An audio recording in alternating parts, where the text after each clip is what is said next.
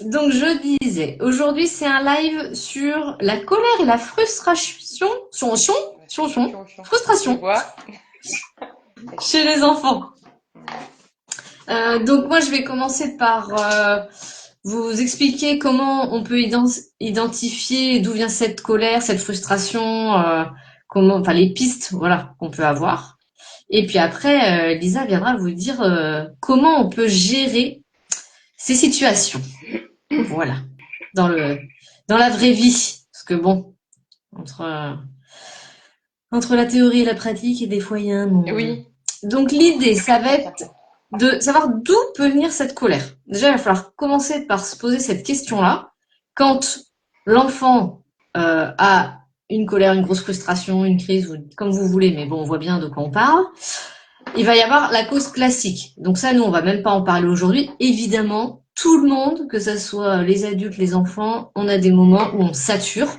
Donc une longue journée, le moment de d'aller se coucher dès qu'il y a du sommeil, une émotion plus forte, ça, on va même pas mettons de côté.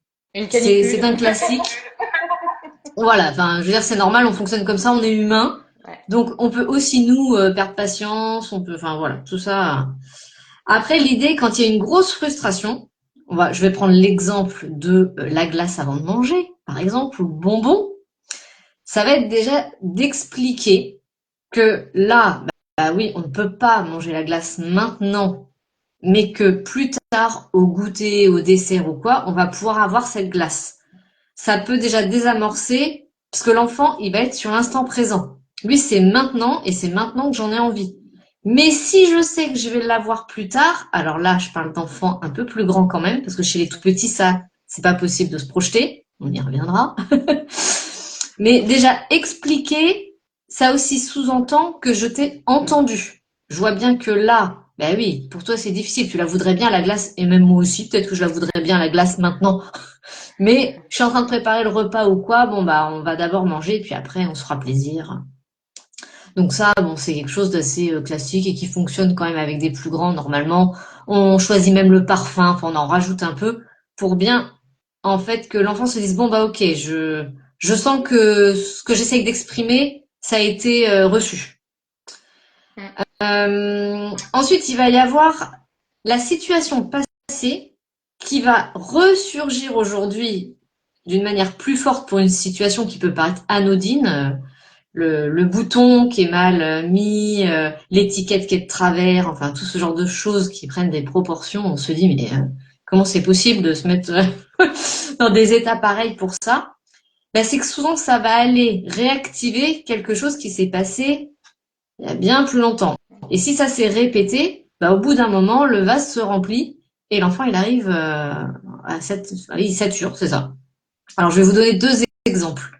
Là, je vais prendre des exemples de l'accouchement, mais ça peut être à n'importe quel moment en fait de la.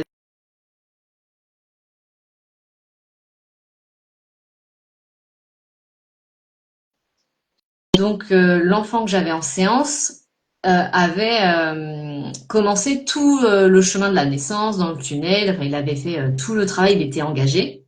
Et il y a eu une complication qui a fait que cet accouchement s'est terminé en césarienne. Et Mm. donc le premier bébé qui est sorti, c'était du coup le bébé qui était au-dessus, donc l'autre, le frère, Mm. qui est né d'abord. Et de toute façon, ça s'entendait quand je suis venue sur le sujet. L'enfant me l'a dit. Bah oui, normalement, ça aurait dû être moi. C'est moi qui ai tout fait. Et donc là, on sent bien la frustration de bah mince. Mm. Ouais, moi je voulais naître par voie basse et puis bah en fin de compte, on vient m'attraper par en haut là. Et en plus, j'ai dû attendre parce qu'on a commencé par mon frère quoi. Ah, ça fait beaucoup. Et ben si ça n'a pas été réexpliqué, que les mots n'ont pas été posés, ça peut être une frustration qui a été ressentie. Mais bon, on va pas y penser nous sur le moment hein, que cet enfant là, il peut avoir mal vécu cette naissance et qui fait que bah aujourd'hui, ça va ressortir pour, comme je disais, un bouton qui est pas du bon côté quoi. Voilà.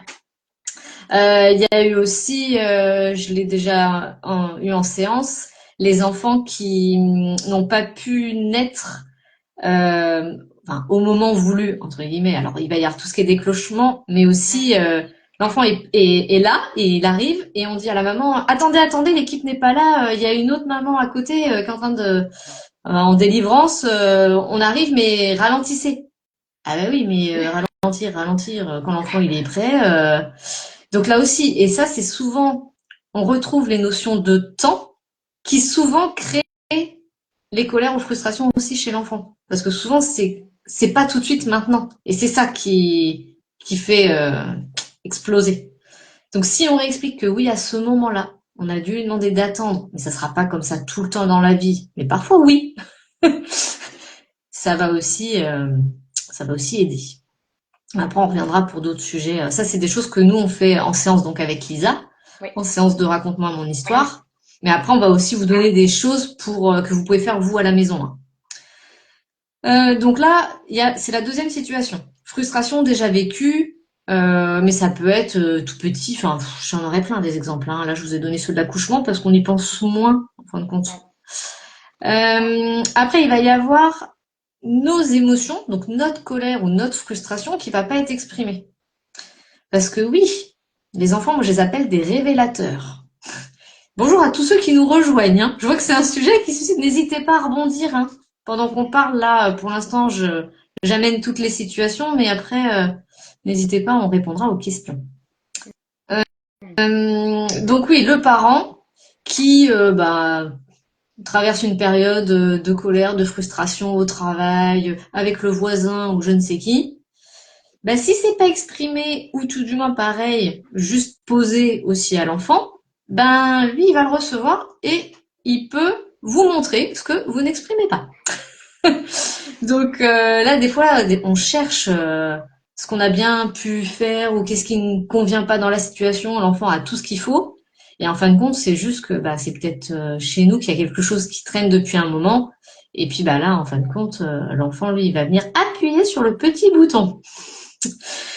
Donc, se poser aussi quand même toujours la question, est-ce que moi j'ai pas de la colère? Alors ça peut être soit en ce moment, ou pareil, comme pour l'enfant, une colère que j'ai gardée, peut-être moi aussi enfant, et qui là dans la situation, avec ce qui se passe avec mon enfant, ça remonte.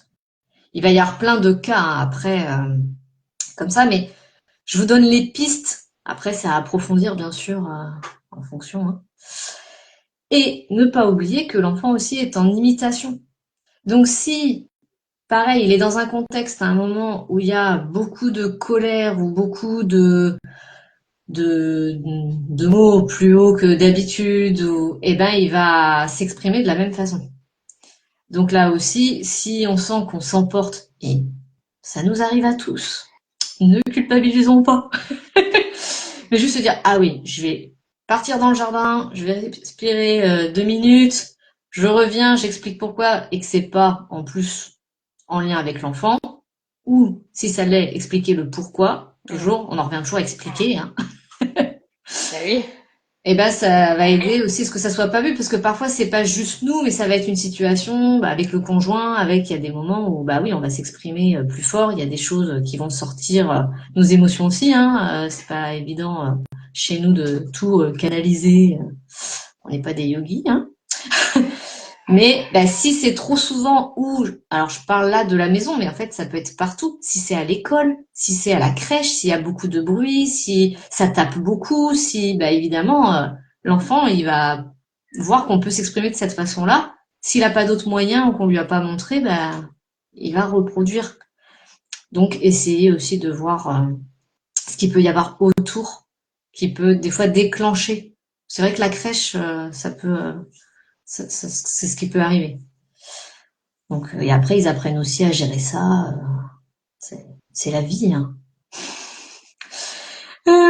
Donc voilà, moi, pour toutes les pistes. Je pense qu'on a un petit décalage, Lisa. Oui, je T'es bien avec nous? pense aussi, comme Oui. d'habitude. Non, non, mais tu reviens. À un moment, je t'ai Ah, vu un peu statique, mais moi t'es aussi. revenu. Moi aussi, je t'ai vu pixelé, puis c'est revenu. Bon. Bon, faut accepter. Donc maintenant qu'on a dit tout ça, c'est bien beau. On essaye de faire chacun comme on peut. Ouais. Et alors, quand ça arrive, qu'est-ce qu'on peut faire? Dis-nous tout. Bah déjà, la première étape, c'est de pouvoir expliquer à l'enfant ce qu'il est en train de vivre. Parce qu'en fait, nous, on sait, parce qu'on est adulte, que c'est de la colère, mais lui, il ne le sait pas. Donc déjà, la première étape, c'est de faire un constat sur ce qui se passe physiquement pour lui. C'est-à-dire, bah, ça dépend des enfants, mais tu es en train de me faire un regard noir, tu es en train de devenir tout rouge, il y a tes mâchoires qui serrent, il y a tes poings qui serrent. J'en déduis que tu es en colère. Déjà, rien que le fait de pouvoir mettre un mot sur ce qui se passe dans sa tempête à lui, déjà, c'est déjà énorme. Parce qu'il faut bien être au clair que l'enfant ne fait pas une crise, il vit une crise. Donc le fait qu'il le vive, bah, du coup, nous, si on est là à côté de lui, ça peut vraiment l'aider à passer outre et déjà à comprendre. La première étape, c'est ça, de pouvoir déjà lui expliquer que ça, c'est de la colère, et évidemment lui dire que c'est OK, comme toutes les émotions, même si elle est désagréable, celle-ci, et ben elle est OK. Par contre, l'expression de l'émotion, il faut la cadrer. Selon les règles qu'on a, il n'y a pas le droit de taper, de jeter des objets, voire même de crier. Ça dépend des familles, hein. Chacun a ses critères personnels, parce que des fois, ça peut être plus ou moins violent. Des fois, les parents vont être plus à l'aise avec quelqu'un qui jette un objet qu'avec quelqu'un qui crie. Donc ça, c'est voilà, c'est très personnel et c'est propre à chaque éducation. Bien sûr, ne pas lui dire à chaud quand il est en, en mode colère, lui dire alors par contre, je te rappelle. Non, là, c'est pas la peine. Elle n'est pas accessible du tout. C'est à froid. Donc, même s'il y a un mouvement de colère et que bah, effectivement, il va se mettre à taper un objet, on attend que ça redescende, on accompagne la redescente, et puis ensuite, à froid, plusieurs minutes, plusieurs heures après, on peut réexpliquer notre cadre éducatif. Donc, évidemment que toutes les émotions sont OK, qu'on a le droit de tout ressentir, mais qu'on a une façon de les exprimer qui peut être adaptée ou pas en fonction du lieu où on est et avec des gens qu'on est aussi. Parce que on peut pas toujours dire c'est OK de crier. S'il est dans la classe et qu'il est en colère, ça va pas être OK de crier. Donc, c'est ça la difficulté aussi, c'est qu'il puisse s'adapter au contexte. Mais comme tu dis, ben, c'est quelque chose qu'il va apprendre, qu'il va expérimenter. L'enfant, il passe son temps, comme nous adultes, de passer de règles à d'autres en fonction du lieu où il est. Donc, ce sera pareil pour l'expression de la colère. Il s'adaptera. Voilà, s'il sait qu'à la maison, il a le droit de crier, il sait qu'à l'école, il n'a pas le droit, il fera autrement. Il sera accompagné par les professionnels qui seront là pour ça. Et puis, ce que j'aime bien utiliser, mais c'est vrai que ça va plutôt avec les enfants plus grands, c'est de se dire, alors là, je vois bien que tu as de la colère quand ils ont bien intégré que là, ils sont en colère. Qui peuvent même le dire, là, je suis en colère contre toi. Déjà, c'est de pouvoir redire ça, repréciser ça. C'est toi qui nous reprécise, hein, le je suis en colère contre toi. C'est pas moi, hein, qui parle de ça. On est d'accord ou pas, Ludivine? Non, vas-y, vas-y. Ah, c'est moi aussi. Oh là là. Vas-y, vas-y. Bah, là, j'ai déjà bien. T'as tout posé Vas-y. déjà. Donc, déjà, il est important de pouvoir expliquer à l'enfant qu'il est en colère par rapport à la situation et pas par rapport à nous. Parce qu'en fait, la colère, elle est due à ce qui se passe et non pas à la personne qu'on a en face. C'est valable pour toutes nos relations sociales. Je vous le dis, c'est cadeau. Quand vous êtes en colère contre le gars qui vous fait une queue de poisson devant, c'est parce qu'il vous fait une queue de poisson, c'est pas contre le gars. En fait, le gars, vous le connaissez pas, vous avez rien contre lui, vous savez pas qui c'est. Aucune raison d'être en colère contre cette personne-là. Par Bon contre, contre ce exemple. qu'il fait, voilà. Oui, je sais pas, ça m'est venu comme ça. J'ai pas eu de queue de poisson pourtant. Mais voilà. Donc l'enfant, c'est de pouvoir lui réexpliquer ça. Parce que du coup, lui, en retour, va comprendre que vous n'êtes pas responsable de ses émotions. Bah oui, l'idée, c'est ça en fait. Hein. Personne n'est responsable de nos émotions. Nos émotions, on les choisit. On choisit de les vivre en fonction des situations auxquelles on est confronté. Et donc, l'étape d'après, c'est de pouvoir dire à l'enfant qui a bien maîtrisé, là, je suis en colère, je suis capable de te le dire, et puis je peux te dire que j'ai envie de taper ou que j'ai envie de crier, voilà. Pour lui dire, en fait, tu as deux choix. Le premier, c'est effectivement d'accueillir cette colère, ça c'est certain, et puis de la laisser prendre toute la place et de la vivre. Je suis en colère parce que ceci, et de la ruminer, et de la ruminer, et de la ruminer, et de la ruminer. Parce que des études scientifiques ont montré que les émotions durent 3 secondes. 3 secondes, c'est rien du tout. Sauf qu'en fait, elles perdurent parce que nous, on les alimente avec le mental. Oui, tu te rends compte, il m'a fait une queue de poisson. En plus, peut-être qu'on aurait pu avoir un accident et peut-être que. Et en fait, c'est le mental qui va alimenter la colère ou une autre émotion, un peu importante. C'est bien d'alimenter la joie avec le mental. Hein. Ça, on peut y aller, pas de problème.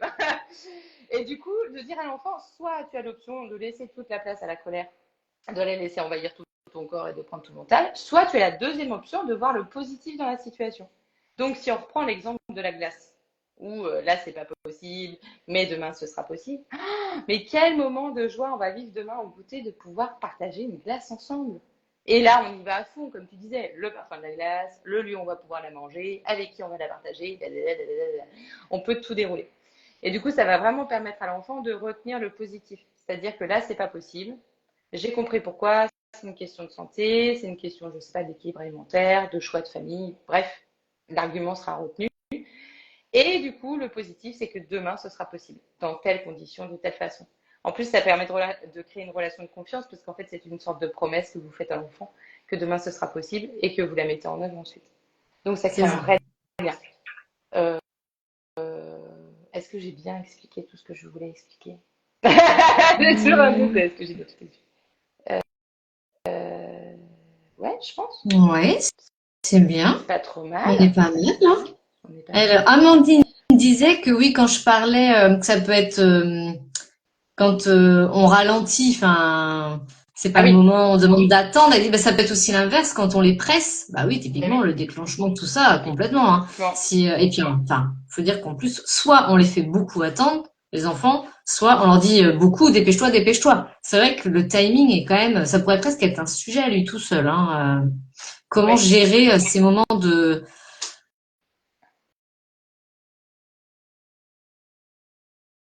l'enfant puisse lui avoir son rythme tout en ce que nous on arrive à les amener à l'heure à l'école. Oui, c'est ça. Alors, déjà, il faut avoir en tête qu'un enfant ne se repère pas dans le temps C'est avant ça. au moins 6 7 ans. Donc, il faut utiliser des outils pour ça. Ça me rappelle une conférence de Thomas Dansembourg qui disait qu'il avait reçu un ado et sa mère, ou un jeune ado, et que l'ado avait pu dire mais en fait, tu m'as pas appelé dépêche-toi quand tu m'as mis au monde. Parce que la mère, elle passait son temps à lui dire dépêche-toi, dépêche-toi, dépêche-toi. On a une horloge sociétale qui est très pressante pour les enfants et qui nous plombe aussi beaucoup, hein. Donc, du coup, ils ressentent tout ça aussi, tout ce stress. On reçoit beaucoup d'enfants angoissés, mais souvent parce que c'est les parents qui le sont finalement, en fait, hein. Mm.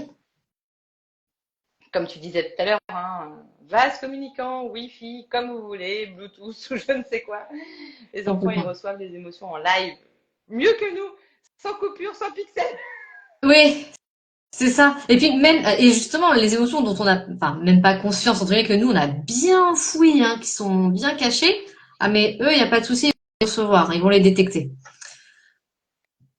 Oui. Bon, c'est en tout cas un sujet qui a fait venir du monde. Je C'est vois qu'on bien, a eu, c'est bien. oui, oui, je sais pas, tu avais vu la story La que j'ai story que fait? tu avais faite, toi? Bah oui, bien sûr.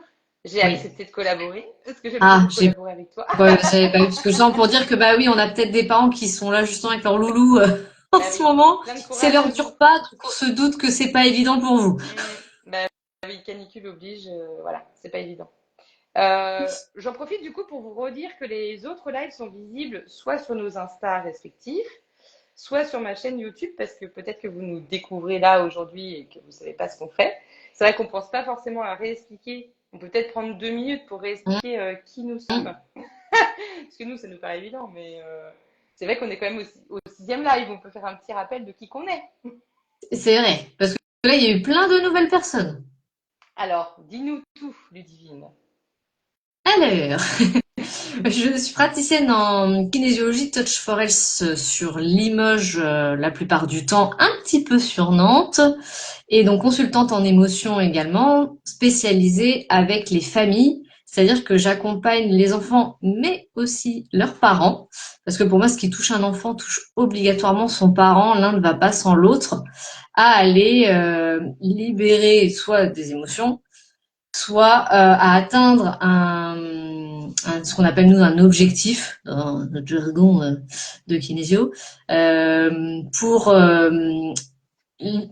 réussir facilement quelque chose qui pour l'instant semble compliqué, inatteignable ou comme je dis souvent en trop, quand tout est trop. Donc les gens, vous n'êtes pas obligé de venir parce qu'il y a quelque chose qui ne se fait pas ou quoi, mais quand quelque chose vous semble c'est ça, soit pas agréable à ressentir, mais également pas, comment dire, j'arrive pas à le trouver là, j'ai l'image, mais à atteindre de manière fluide. Normalement, Hmm. on devrait pouvoir faire les choses sans se poser de questions. Il y a plein de choses qu'on fait dans la vie qui nous semble enfin, évidente. De toute façon, même, on n'en parle même pas. Mais quand on s'écoute et qu'on s'entend dire là, là, c'est trop comme si, là, je suis fatiguée, là, je suis épuisée, là, je sens qu'il y a ci, qu'il y a ça, c'est qu'il y a quelque chose déjà qui s'est bloqué et qui fait que le corps, il va devoir aller puiser dans ses réserves pour réussir à faire la chose. Et donc, nous, l'idée avec Lisa, c'est d'aller chercher dans le corps ce qui va créer un déséquilibre pour faire cette chose-là. Mais alors, ça peut être un détail dans votre journée comme un projet que vous voulez atteindre. Et donc, avec les enfants, c'est pareil. J'ai encore eu 2 appels hier, d'ailleurs, je donne l'exemple, de personnes qui m'ont dit j'aimerais bien que vous me rappeliez pour savoir si vous pouvez aider mon enfant. J'ai presque failli, j'ai rappelé, bien sûr, j'ai expliqué, mais j'aurais pu renvoyer un message en disant oui, puisque dès que ça pose un problème ou dès qu'on se pose la question, eh ben oui, on peut faire quelque chose. Et le plus tôt possible. Là, en l'occurrence, c'était une petite fille qui avait quelques difficultés à s'exprimer quand il y avait du monde. Elle est toute petite, elle est en grande section. Et donc, il y a eu plusieurs alertes des instits et elle se dit pour le CP, est-ce que faut venir maintenant, on attend, Super. venez tout de suite, le plus Bah tôt oui. possible. Plus, en fin de compte, on va aller libérer, c'est peut-être un tout petit grain de sable au départ, plus ça va être facile pour elle après. Et quand on arrivera au collège et au brevet où il faut faire l'oral, etc., ou même des présentations devant la classe en primaire, ça sera beaucoup plus facile. Donc le plus tôt possible, dès qu'on sent, parce qu'elle me dit, mais en fait, il n'y a pas de problème, me dit la maman. Bah non, en soi, en grande section, il n'y a pas de problème. C'est Oui. pas. Mais par contre, ça va commencer à être un peu gênant et va falloir qu'elle aille chercher de la ressource pour pouvoir aller plus vers les gens, parce qu'elle m'a dit même les gens qu'elle connaît pas trop, etc. Donc je dis bah justement, en fait toute sa vie va être plus simple si on lui enlève juste ce petit truc. Donc voilà mon travail. Tu lui as proposé quoi, du coup, comme accompagnement à cette famille?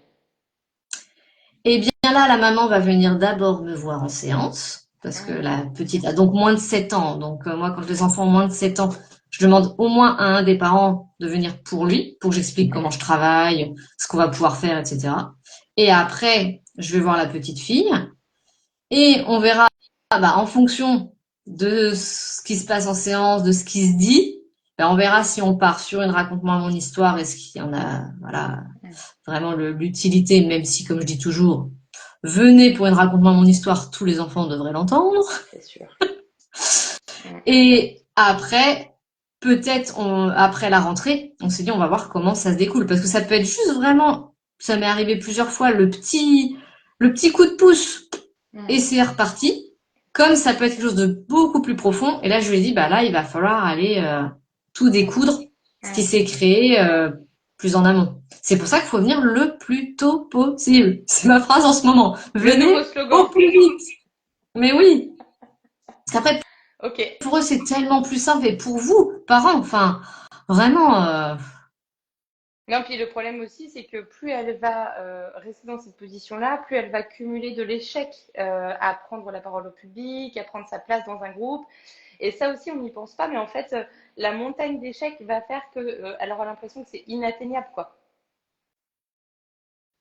Bon, mon tour exactement. de me présenter, t'as tout dit. Mais oui. Pardon. Ben Non, non, parce que tu ben, fais plein d'autres choses. j'ai le temps. Ben oui, puis même si je fais la même chose, je suis moi et tu es toi. Exactement. Donc, je suis Lisa, je suis également praticienne en Touch for Kids. Je travaille à Saint-Hilaire-de-Loulay en Vendée.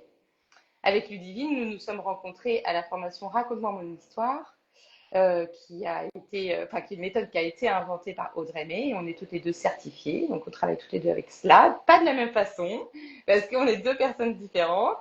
Moi, j'aime bien commencer par les raconte-moi mon histoire quand je rencontre les familles, et puis ensuite, à partir de ce qu'on a pu en fait d'écoute dans cette séance-là, proposer ou non un suivi en touch, soit pour l'un des parents, soit pour les deux, soit pour l'enfant. Mais c'est pas toujours comme ça que ça se passe, et c'est chouette aussi. Hein, on est ouvert à toute organisation et proposition.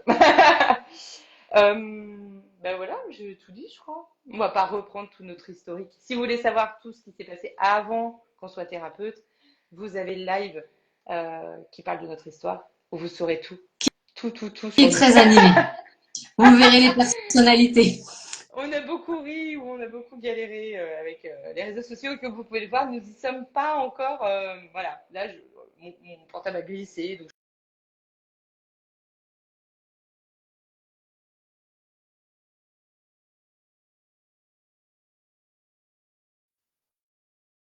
n'hésitez pas à nous laisser, soit sur YouTube, sur Insta, ou même à nous contacter en MP, hein, si vous voulez qu'on échange, si vous avez besoin d'en savoir plus sur ce qu'on a pu vous dire là. Et si vous avez besoin aussi d'échanger par rapport à votre situation, savoir si oui ou non le Touch for Reels ou une raconte-moi mon histoire serait adapté pour accompagner votre famille. Voilà, C'est ça bonne journée à tous. qui est loin. À bientôt, le mois prochain. Salut. Bah oui, le mois prochain, j'ai pas la date. Normalement, peut-être mi-août. Ah oui, on n'a pas fixé la date, c'est pour ça. On n'a pas la Mi-août. date C'est pareil. exacte, mais ça devrait être avant le 15 août. Si vous avez des idées de thèmes, si vous avez des questions à nous poser sur nos pratiques, sur l'éducation, bien suggérez-nous. Voilà, on est Le preneuse. prochain sera pour préparer la rentrée. Bah oui, logique, hein. Mi-août, vous aurez peut-être besoin d'un petit coup Évidemment. de main, d'en discuter. On est là. Bonne Bonne